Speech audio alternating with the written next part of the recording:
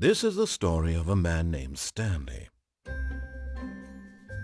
Stanley worked for a company in a big building where he was employee number 427.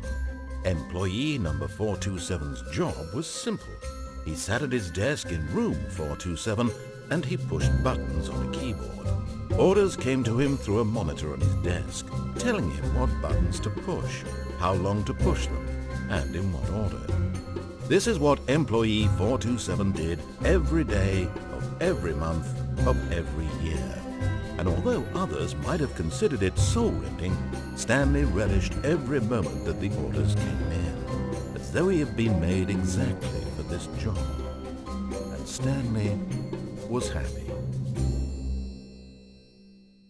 And then one day, something very peculiar happened. Something that would forever change Stanley. Something he would never quite forget. He had been at his desk for nearly an hour when he realized that not one single order had arrived on the monitor for him to follow. No one had showed up to give him instructions, call a meeting, or even say hi. Never in all his years at the company had this happened, this complete isolation. Something was very clearly wrong.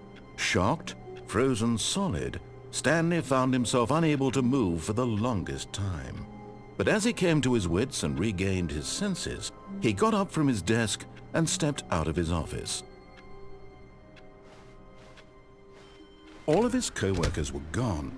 What could it mean? Stanley decided to go to the meeting room. Perhaps he had simply missed a memo.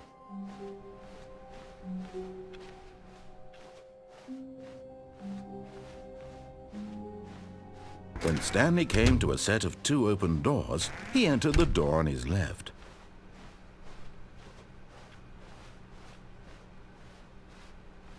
Yet there was not a single person here either.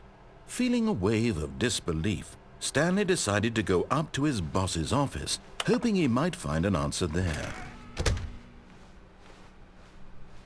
Coming to a staircase, Stanley walked upstairs to his boss's office.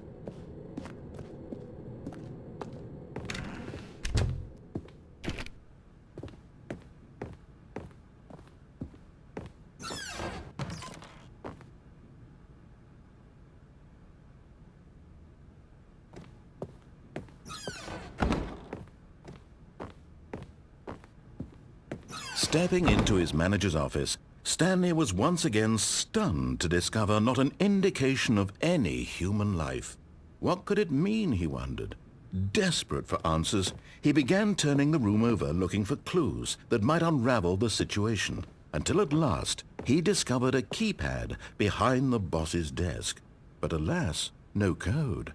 For this keypad guarded the terrible secret that lay buried below his feet. And so the boss had assigned it an extra secret PIN number, 2845. But of course, Stanley couldn't possibly have known this.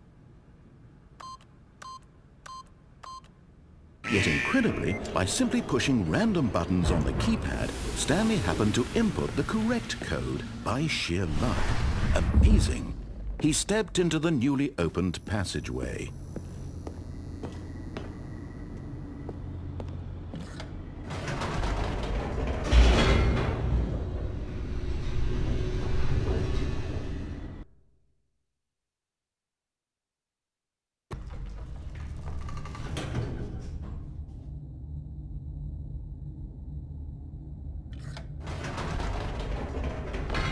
Whoops, nope, never mind. Stanley actually got back into the elevator and went back up. Silly me. Why did Stanley do that when he knew that it would just lead back to his boss's office? Well, that's a great question. I just can't wait to find out.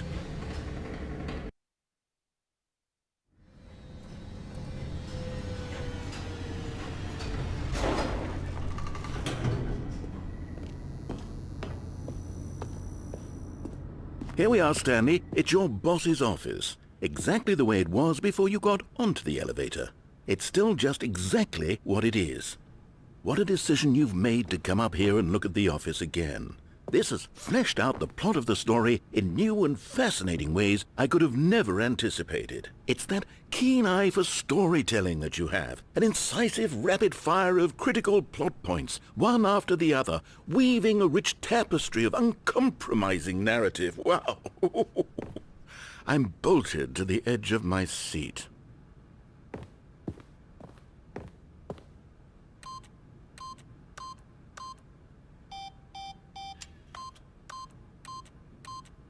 Eight.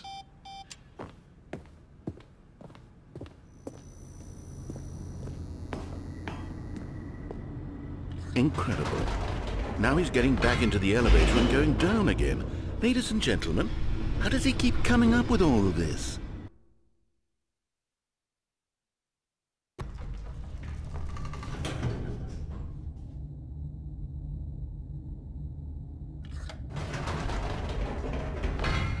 Did you think we were going to go forward down the spooky corridor? No. It's time once again to go back up in the elevator. I can't even begin to grapple with what might be up there. Is it the boss's office again? Or what if it's the boss's office this time? The suspense is killing me.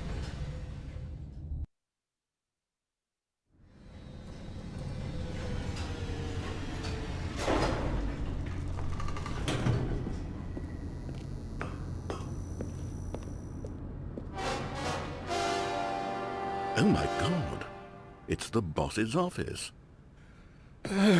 This absolutely changes everything for me. Give me a time out here for a minute while I process this.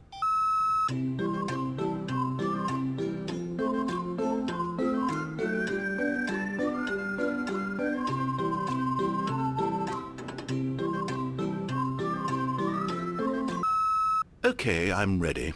I'm prepared to embrace this stunning revelation and to move forward with... No! No, Eight. wait! No! I need more time to process.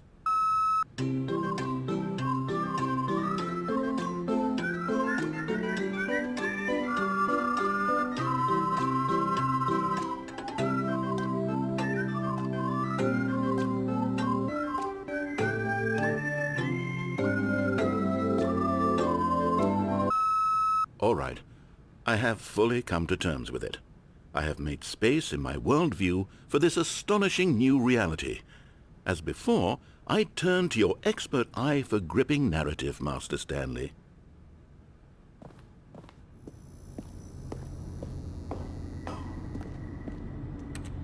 Of course.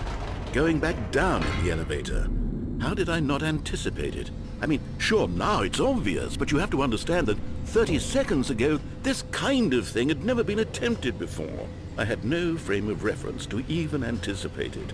That's just how revelatory Stanley's decision-making is. A breath of fresh air in a landscape of storytelling that has grown stale and repetitive.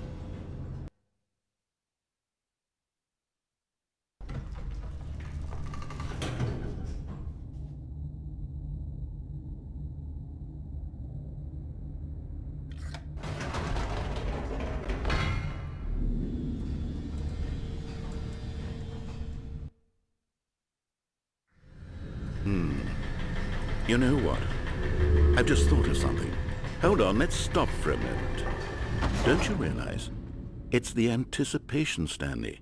You and I, we have no way of knowing what will be at the top of this elevator. But the suspense, the agony of waiting and anticipating and having to guess, that's the real thrill. Oh, I simply don't want to let that feeling go. It's so precious, so fleeting. Why don't we take this elevator ride nice and slow? There we go. Isn't this so much more exciting? You know, Stanley, it seems like nowadays the only thing that audiences want is to be shocked as loudly and frequently as possible. They want big, explosive moments flung right in their faces from the very moment that things get started. But where's the tension? Where's the trust in the audience to build a slow and nuanced appreciation for the story, the characters? Why aren't we given time to imagine the surprises, to have to think and to anticipate, and then to marvel at the eventual reveal? This is storytelling, Stanley. What you and I are doing right now. This is the most exciting narrative to be developed in years, and it's really all because of you. You're the one who took this bold step of revisiting the exact same locations over and over. Truly, I mean it. This is unique and different. It's not like anything else out there. You see, I want stories that surprise me, Stanley. I want to have to think. I want to be engaged and not pandered to. We're being fed such unimaginative drivel all the time, and we all know it, which is why we're so starved for content that makes us feel sharp and vital and alive. That's why people like you so much, Stanley, because you're not afraid to spit in the face of tradition. You're a role model, you know? People look up to you. Which is why, oh, I didn't know when to spring this on you, but, well, I've gathered a little press conference for you, so that you can talk about your work and your storytelling and your life. Yes, I know you're not much for the public eye, but I thought it would especially mean a lot to the people who have been following you from the beginning. They really look up to you, Stanley. I don't know if you realize the impact you have on them. This is the kind of gesture that might leave a tremendous impact on them for the better. Oh good, we're here. Okay, the room where we're holding the press conference should be just around the corner here somewhere.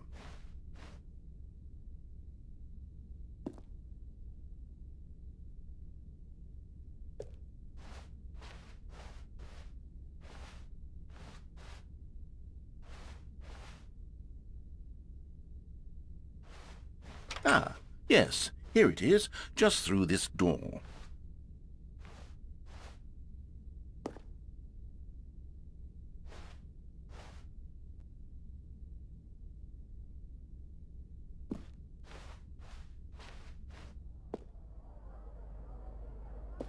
All right, are you ready? I've told them you're going to speak a little bit about the nature of surprise in storytelling and what it means to craft a truly unpredictable narrative. Oh, don't worry. You'll do great. Just be yourself and speak from the heart. I'm really proud of you, Stanley.